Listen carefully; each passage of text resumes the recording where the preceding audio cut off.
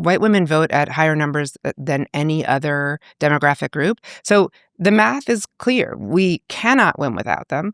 And if you want to win for the long term, not just 51%, but if you want to build a country where we're all in this together.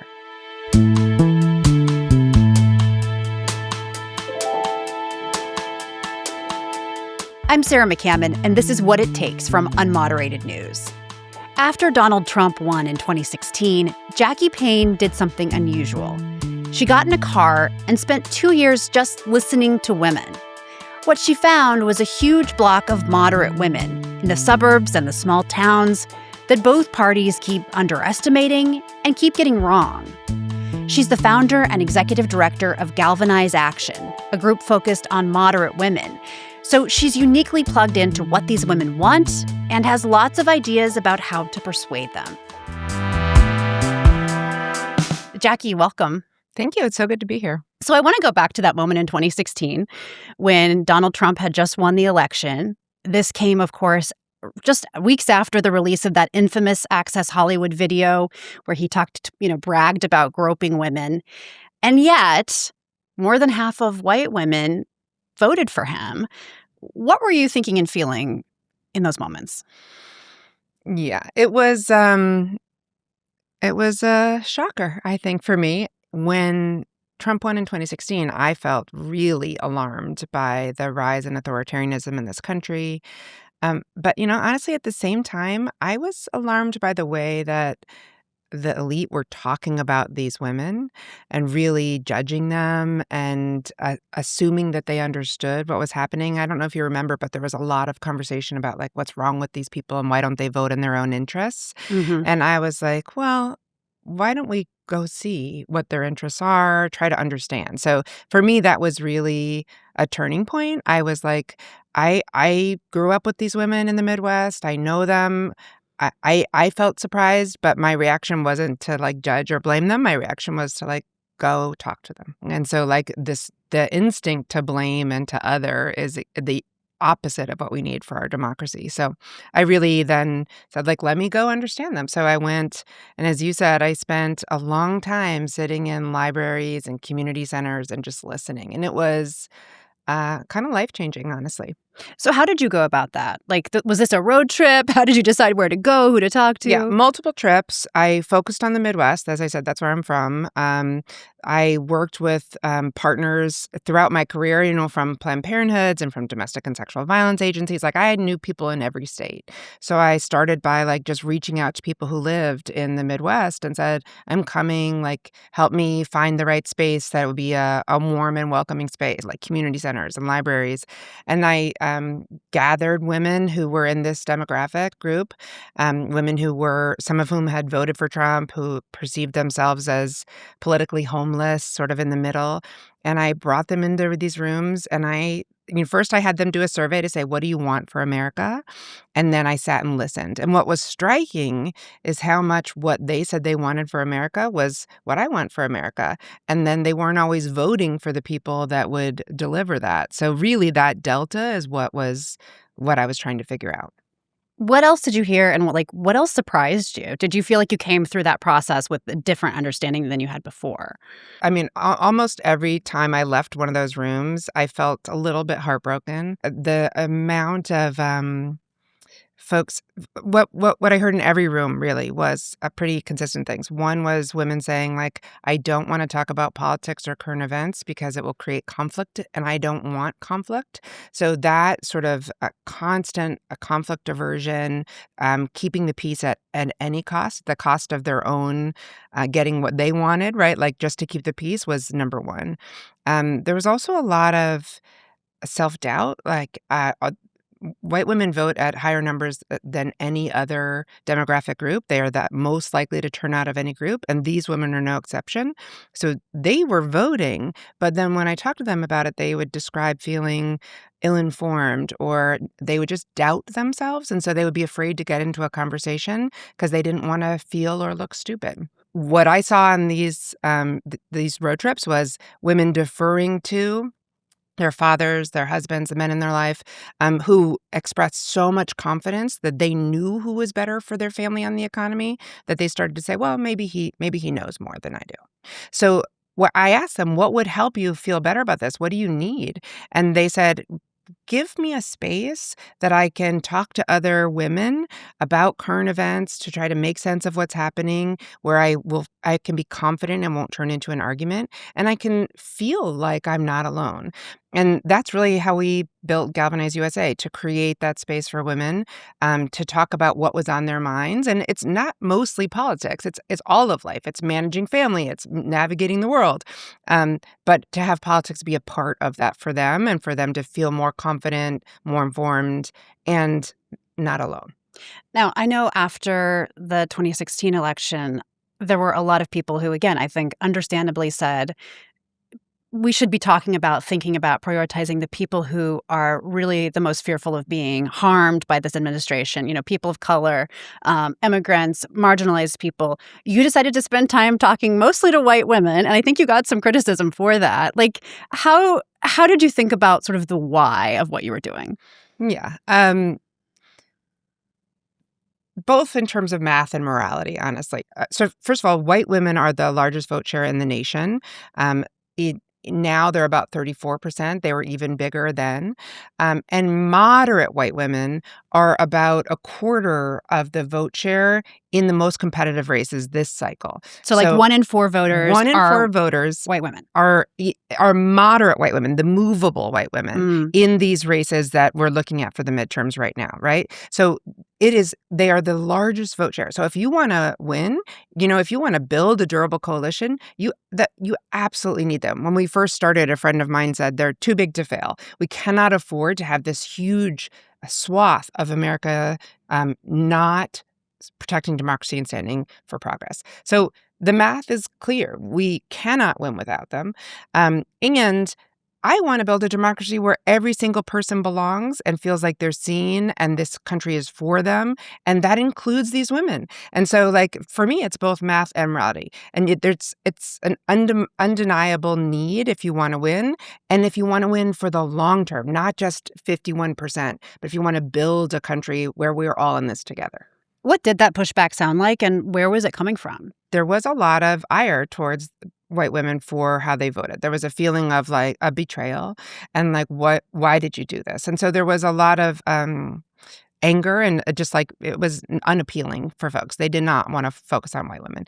And there were also folks who were saying, let's focus on marginalized communities, the most impacted, right? And so for that, I say, absolutely, we are, we 100% need to be making those investments.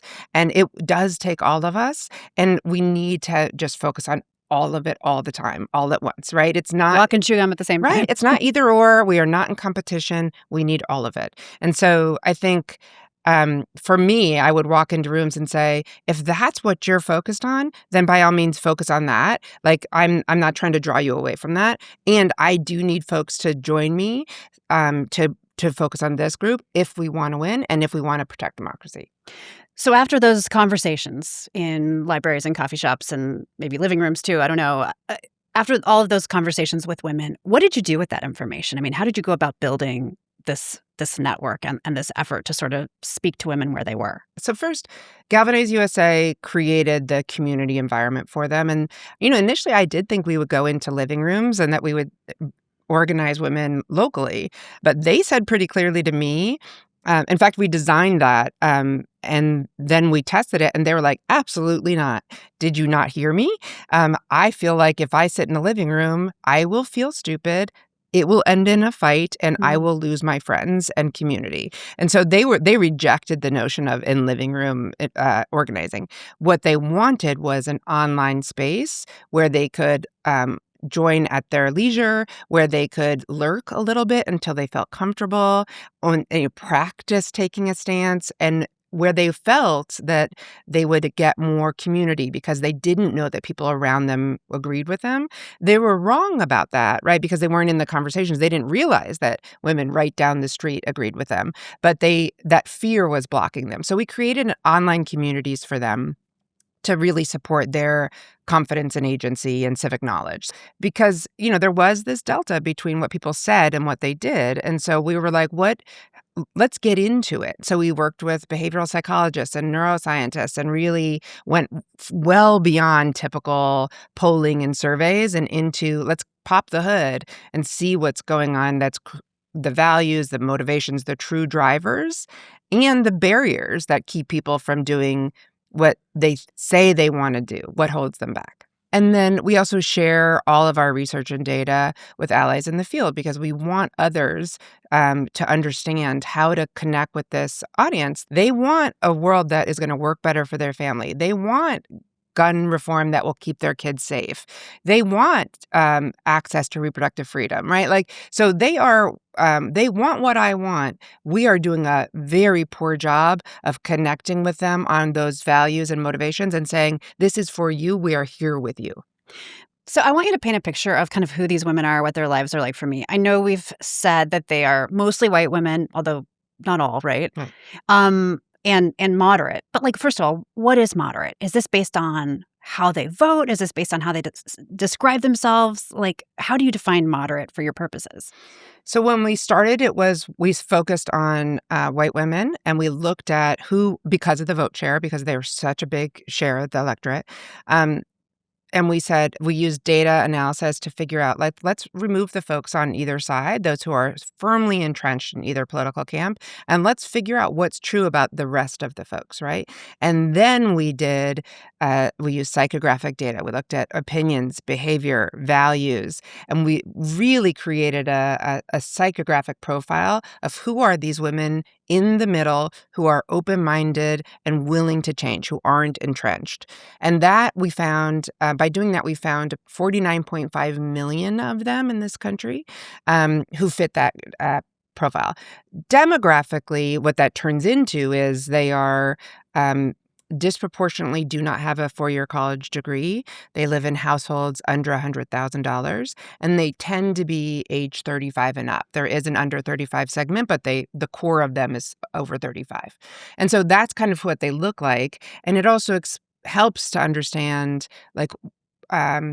what they care most about and why. So I often say, people, when they hear white suburban woman, they think Lululemon. And I'm like, come with me and think TJ Maxx. When you then now start filtering what you're hearing through that lens. And these women mostly live in suburban and rural America. One of the things that was so interesting in 2024 especially was the split we saw between college-educated white women and working-class white women. I think college-educated white women were one of the very few groups in the country that moved toward the Democratic Party, whereas almost everybody else moved toward Republicans with a couple of small exceptions. What do you make of that? How do you explain it? So actually, one of the very little talked about things that happened in 2024 is white non-college women move 4 points to the left. So everybody else moved to the right pretty much. White college women moved 1 point to the left. White non-college women moved 4 points. We were all so captured by what happened with men and what happened with communities of color. Why was this shift to the right? We were so surprised by that became the entire story. But white non-college women, who are traditionally more of Trump's base, they rejected him. They moved 4 points to the left, and they voted for Harris in more than they voted for Biden. So it was just a yeah, I totally missed that. Yeah, everybody did. I really want to point to it because it's important. Over time, we're seeing this trend where we're connecting with this audience and talking to them in a way that really meets them literally where they are online, on their values and motivations, about what they care most about. They are moving, and it's just a matter of doing a better job of that. So that's pretty striking because, 2/3 of our electorate is non-college, and a huge segment are moderate, right? So one of the things that we're realizing now after 9 years in is that our expertise began with moderate white women, but we're increasingly seeing that because we focus on values and psychographics, what we're creating is drawing in moderate women of color, and it is working with them. So the data shows that both Black and Latino women are increasingly identifying as moderate. And so the fact that what we've created is appealing to them is really exciting to me for the future. Among so many groups, there's this rise of people not identifying with a certain party, right? Identifying as independent rather than Democrat or Republican. How much is that part of this larger sort of distrust in parties, distrust in institutions that we seem to be seeing pretty much across the board? Yeah, so moderate white women are just disgruntled with everybody in charge. So we track how do they feel about Trump. In the latest surveys, it's about 66% disapproval of Trump. But it's not just Trump or just Republicans. They are equally disenchanted with Democrats as Republicans. They perceive 57% of them disapprove of both Republicans and Democrats. They really are worried about corruption. And while they tend to identify specific things that they see in the Trump administration, they also think Democrats are corrupt. They just think that the folks in charge, and they're highly disapproving of Congress, highly disapproving of both parties. So they just feel like the folks in charge are failing them, and they increasingly don't trust them, and they think that they're corrupt. So that's pretty distressing. It's very bad news for democracy. The thing that makes me feel hopeful is at the same time as they're so disenchanted with these leaders, they're also saying that they're going to vote in the midterms and that they're actually more motivated to vote in the midterms. So 85% of moderate white women say they're going to vote in these midterms. The sort of number that sticks with me is about a quarter of them say they haven't decided for whom yet. So they're tilting a little bit more Democrat than Republican right now, but about a quarter of them say, I am going to vote, I just don't know for whom yet. How are they feeling about Trump? And what are you hearing right now? And how does that compare to, Trump's first term? So they're highly disapproving of Trump right now. The economy is always the number one issue to them. Since I began 9 years ago, economy is number one. And that makes sense when you remember who they are and what the pressures they're dealing with are. So they are, since the beginning of this year, we have seen folks describe the economy as something they're highly concerned about. 83% of moderate white women say that they think the economy is bad or worse. And we just did a survey last couple weeks, and we saw that women are saying about half of them say it's gotten worse for them since the beginning of the year, and that they're struggling, that they are relying on credit cards, or that they're in financial crisis. So they are really feeling the pain of the economy right now, and they blame Trump for it. The majority of them identify Trump as the main cause of their pain, and they specifically are blaming both the war in Iran and tariffs. And so those, when we ask them what is most worrisome for you in the economy, it's groceries and household goods is number one, followed by gas, right? And so it's both tariffs and the war that they're identifying as what's causing their pain, and that's directly attributable to Trump for them. As you think about the women that you've met and talked to over the years, both right after Trump's first election and more recently, are there people that just sort of stick with you? Or are there stories that stand out in your mind? The stories that really stick with me the most are the ones of economic pain. I mean, it's so common to hear it. Um, One woman was telling us about how her son broke his arm. And when she said that, I was thinking every child breaks their arm, right? So it's a common experience. And she had insurance. Her son broke his arm, and they still had to pay $5,000. And this was last year, and she was still paying off that broken arm. And she was describing in detail how she was navigating her bills to make that work, and how betrayed she felt by a system that she was doing everything right. She and her husband were working. They had insurance. The kid, played sports and broke his arm, and now they were really set back. And so that's an example. Another example that really sticks with me is this. Oh, gets me teary. This woman's describing how she was out of sick days and her child was homesick, and she had to make a choice between leaving her child homesick on the couch alone, or losing her job.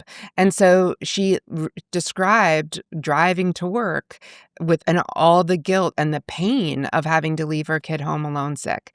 And as she was describing that, other women in the group were nodding and saying, like, I've had to do that too, right? And so just the the struggle of trying how to care for my family, like, that's really what they're trying to do, make sure that their family is okay, that their kids are okay, and just, like, all of the pain they're experiencing in trying to do that, just those stories stick with me. Obviously, there was some significant number of women who voted for Trump in 2016 and then decided to vote for him again, right, and helped reelect him in 24. Are you able to tease out how those women who, in many cases, we know from data, were motivated by the economy, like you said, Yeah. how are they feeling now? So what I'll say, in 24, when they voted for him, the way that showed up was a lot of, "I don't like him, but this is my best shot." So it was pretty pragmatic. It felt like, if you remember, under Biden, post-COVID, inflation was very high. They felt like they were struggling, and they were desperately looking for a change. So they sort of said to themselves, like, and to us, "I really don't like his behavior. I don't like who he is, but I am making this choice because I think it's the best bet I have of things working out for us." And so for them, they are feeling incredibly betrayed by both the tariffs and the war acts that they attribute directly to Trump that have caused this pain for them. And in just the last 6 months, um, he has lost support among them by, I forget if it's 9 or 11 points, but a significant drop in 6 months because they're so betrayed. Mhm. I was almost laughing when you said that, I voted for him, but because I just heard that so many times over the years. And a lot of people, when I was a reporter, told me that it was a sense of frustration with the system, a sense that nobody was really speaking to their needs and interests. And they were, in some ways, just kind of pulling the lever for Trump as like an act of desperation. Um, how much of an opportunity do you see for Democrats here, both in the midterms and in 28? And what do they need to do to make the most of that opportunity? Well, so as we discussed, the Democratic brand is in the toilet. The moderate white women are as upset with Democrats as Republicans. They are looking for someone who they trust, who will deliver for them on affordability and security, and they want an end to the chaos and corruption. I mean, that really is the recipe. Who can they trust to deliver? And I think if I was running for Congress right now, I would be focused on affordability, but I would also take a stand against corruption. And I would say to them, in fact, you had someone on your show recently, didn't you, who said, "I won't steal from you"? Eileen Higgins, the mayor of Miami. Yeah, she ran on that. Yeah. And she won. Yeah. In a place where Democrats had not won in a very long time. Which is remarkable, right? To say, like, so she was both saying, I will deliver for you on affordability, and you can trust me, I won't steal from you. The fact that is what she said is so a sign of the times. Like, this is where we are. That's the bar. Right? Like, but people are so tired of the corruption. And for moderate white women, it's about 79% say that they feel like the leaders are corrupt, and they are upset both with the self-dealing and with the gifts being given to, like, they really are upset about tech bros. They feel like the tech bros are getting the keys to the kingdom. And so that, taking a stand against corruption is a nice compliment to say, I will deliver for you, and I won't steal from you. I will stand against corruption. I think a lot of people, especially people sort of left of center, Democrats, would hear you say that and go, well, Trump is like the classic paradigmatic example of corruption. Aren't Democrats so much better? But I'm hearing you say that this is something that Democrats have not necessarily been able to sell to voters, that they are the party that's going to do away with corruption. Yeah, they absolutely have not. The data, ours and others' data on this is very clear. if you're sitting there listening to this and you're thinking, "Oh my god, how is this possible?" Just you have to think about what is in their feeds, what are they seeing all day long? Our audience is they are not real news consumers. They tend to avoid the news because it's like conflict and hate and polarization. They're avoiding the news. They're getting their information from social media. Social media has been captured by the right. It's about 9 to 1 more conservative than liberal in terms of the content people are absorbing. And they're seeing stories about fraud. Think about when ICE was in Minnesota. The other story that was happening at that time was daycare fraud, right? And the Democrats and their fraud, right? So it's constant stories of fraud and corruption that's in their feed. So right now, they absolutely blame Trump for being corrupt. They do think Republicans are corrupt, but the way they feel about Democrats is not very far off from that. They think that they're in that same bucket of corrupt politicians. So anyone who is running right now needs to differentiate from that and earn trust and say, I am the kind of person who cares about your family, will have your back, and you can trust that I am not this kind of character.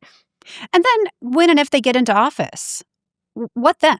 There is a real pressure to actually deliver. So I think you've had Governor Sherrill on, having the mayor on, like folks who are in executive office who actually have the ability to deliver are in the best position. They can show, I made these changes, I am doing these things, and it's working for you. They have the challenge of making sure that their constituents know about it. So that's where they really need to come up to speed and be getting that content onto social media. So some of the best electeds are working with cultural creators and social media and getting their content into their cultural feeds. I was recently talking to Governor Healy from Massachusetts, and she does Boston cream pie tasting contests or something.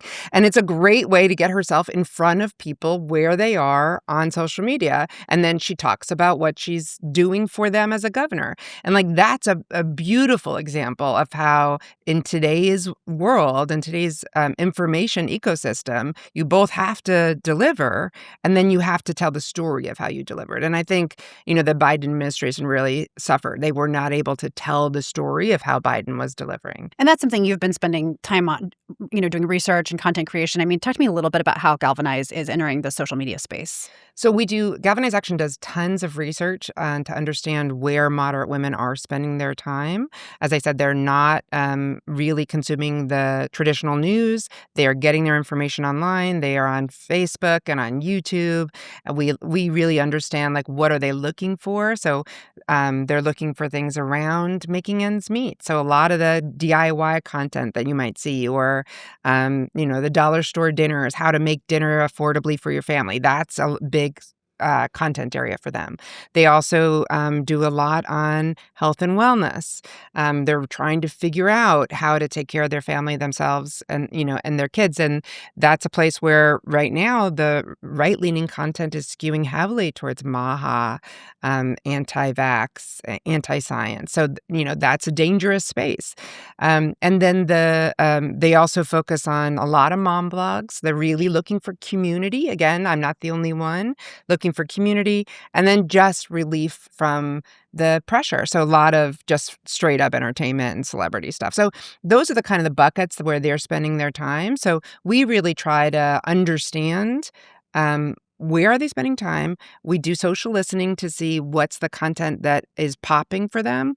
And for me, that's one of the most interesting things. Like, I'll be watching the news and I'll be like, oh my goodness, this reflecting pool or, whatever is the hottest thing in my news feeds. I look on our social listening tools. It has not even crossed their barrier. They have no idea about it. I was getting my hair cut the other day and my hairstylist had not heard about the UFC fight on the White House lawn. Didn't even know about it. The other day we looked up data centers, which you would think was the number one issue in the world. About a quarter of our audience don't know what they are. Yeah. Never heard of them, right? So we need to understand, what are they watching? What's the information that's coming in? you know, we can't continue to just abandon that space, and let the skew of the data be 9-to-1 conservative. And if you ever are thinking to yourself, how could they think this? You should watch what they watch, and they're not choosing it. It's being fed to them right through their feeds. Third Way's research has found that the extremes on both sides are the loudest online, and that people in the middle don't tend to post as much and don't feel represented by what they do see. So, Yeah. yeah. I do want to talk to you about 2028. You and I were on a panel recently at an event talking about sort of the question of, can a woman win the presidency ever? What will it take? And also talking about what female voters are looking for in presidential candidates. Two different questions, but connected in some ways. Let me ask you about the first one. The Democratic Party has had now 2 female nominees. Both have lost. What will it take to get a woman elected? Yeah. So first, let me say that sexism exists. It exists in the world. It exists in this room. In our data, we definitely see a correlation between where if folks have higher levels of sexism, it's correlated to their vote choice. So, absolutely true, and something we need to work on. And the data is also quite hopeful about the fact that we can and will elect a woman. It's important to remember that Hillary actually won the popular vote. And for Harris, moderate white women went 48-44, Harris over Trump. So they did not disqualify her because she was a woman. So there is plenty of evidence that shows that a woman can win. And I actually think in a world where voters are looking for a dramatic change, where they are sick to death of chaos and corruption and self-dealing, a woman who shows herself to be competent and strong and not corrupt could be exactly what voters want in 2028. And the thing I worry about is not so much the voters, but about the donor class perpetuating this fear and then not investing in women candidates. I want to see the best possible slate of candidates that should absolutely include some of these women governors who have done an amazing job and proven that they can be perceived as strong and competent and then deliver for folks. So I would love to see a strong class of candidates on both sides, right? And if we are holding women back by not investing in them early because we worry, it's a self-fulfilling prophecy. Chances are it might be a man again. I mean, there are just a lot of men that are sort of at the top of the polling right now. There's some women too. If the Democratic nominee is a man, what does he need to understand about these crucial moderate female voters?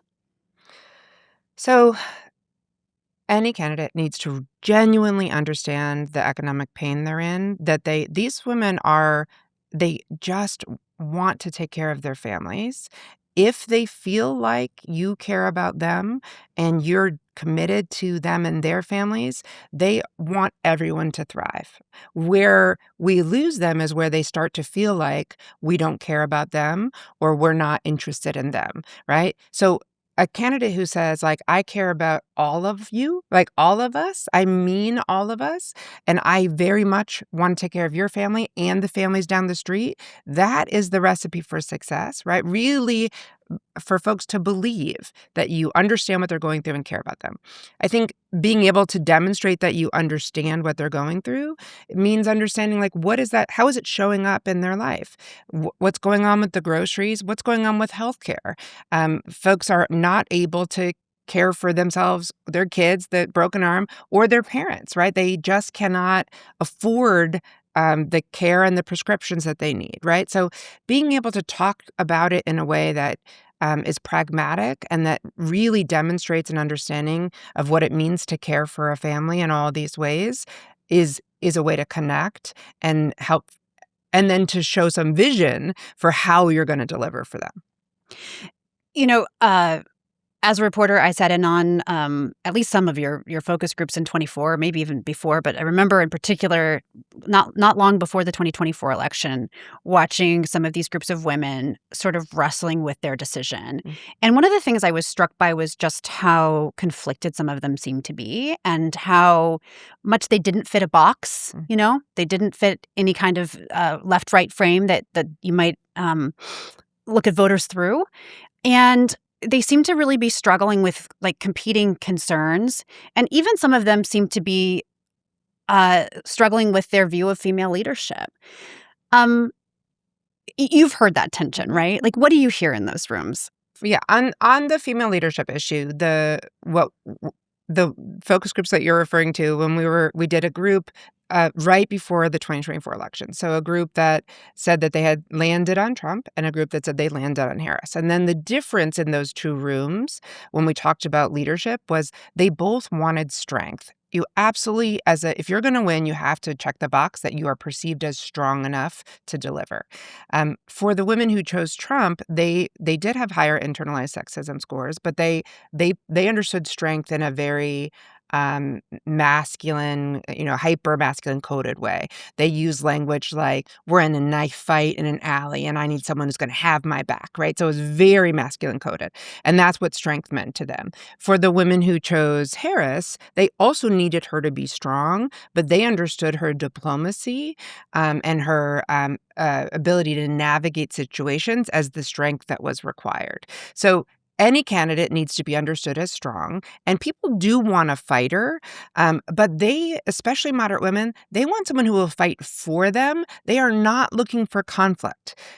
That's the thing that I don't feel like everybody's getting. There's some folks who think, oh, they want a fighter, so let me be, really bellicose. Let me show up with like this, my gloves on. And it's like, actually, that's not what they want. They're not looking for that again. They're not looking for conflict. They didn't love it in Trump. They don't want it in the Democratic candidate. They want someone who they think will actually fight for them and deliver, but they would love it if there was more unity, less polarization, less partisanship. That is not, they don't want that. They're sick of it. So they're hungry for a leader who will deliver, feel strong, but not offer that kind of chaos anymore. So I hear you saying that these moderate white women want someone to fight, but essentially, like, not fight ugly. Mm-hmm. I mean, that seems like a difficult needle to thread. Who do you think is doing that well? What does that look like? So I think we have two great examples from 2025, right? So post Trump winning in 24, there were two gubernatorial races. In each case, a woman with a military background competed and won, and by large margins. And so we're looking at Governor Spanberger in Virginia. National security or military? Right, national security, and Governor Sherrill, who you had on recently, in New Jersey, and she won. New Jersey is a bluer state, but it's unexpected to have a Democrat carry it for a third term, so that was a hurdle for her. And outperformed Kamala Harris from the year before. Right. So these are examples of women who, with their background, check the strength box, but then really focused on affordability and connected with voters, use their own personal life stories as mothers, right, as folks who have struggled in the world, and were able to say, like, I understand your pain. I am strong and competent enough to deliver for you. And then since they've been in office, have really focused on trying very hard to keep the focus on their constituents and their economic pain and delivering for them. And it's a great model for how you can be strong. Strength can be competence, right? And so it's not the only model, but it's a recent and positive one. It is interesting how many sort of moderate Democratic women have credentials like that, whether it's military or national security, like the women you just mentioned, or, I just had Catherine Cortez Masto, senator from Nevada, on. She has a prosecutor background. Just these kind of tough fighter kind of credentials paired with maybe a different sensibility. Yeah, I think it's signaling, that kind of background signals strength in a way that is absolutely necessary for leadership, right? So whether it's military or a prosecutor, there's a degree of like, this person is a tough cookie and they can show up, but then they are pairing it with compassion and understanding and empathy. And like that combination right now is really resonating. I want to go back to something you said earlier about just the sheer size and importance of the demographic that you're working with, these moderate, mostly white women. You talked about how there are something like 1 in 4 voters in the critical races this year. Um, as you look ahead to both the midterms and 2028, where are the places where you see these women being particularly important and potentially moving the needle? So in the midterms, I think a good example is Iowa. That's a state that has not been competitive for a few years, and it's this cycle. We're seeing there's a real Democrats have a real shot there. Moderate white women alone, so just this movable block of white women, make up 30% of the vote in Iowa, and when they are offered a candidate like Josh Turek, someone who has, really pounding the pavement, and he's out there connecting with them, it creates a new opportunity. And so we're seeing that Democrats have an opportunity in Iowa this cycle as these women are moving. They're disgruntled with Trump, and they're looking for who can earn their vote. Turek's offering Democrats a real chance there. And then I think looking ahead to 2028, for us, we're always looking at the concentration of this electorate. So they're heavily concentrated in the Midwest, blue wall, right? So Michigan, Wisconsin, Pennsylvania, Iowa, Maine.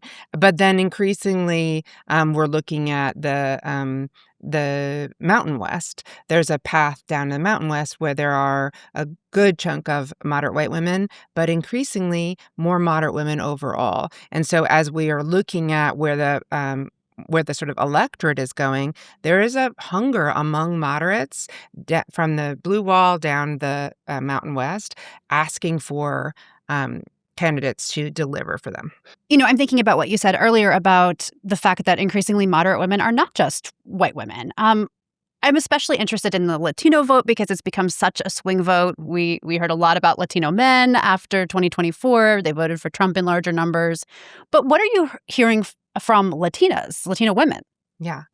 The data is pretty interesting around how Black women and Latinas are starting to identify more as moderate. I think there's a degree to which that has always been true, right? So if you are experts in those constituencies, you'll know that resonates.